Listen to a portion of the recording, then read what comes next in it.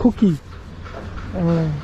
এতে বেল ভাই কিছু খাই না তো বেমন কত লাগছে আমার থেকে জি বেনে তাসি যে কিছু না খাই তাই না কেমন খাবো ও সকালের থেকে আইছেন এখনো কিছু খান নাই ঘুমোতে কুড়ে আছে ঘুমোতে উঠে এসে এই খুঁজতে শুরু করছেন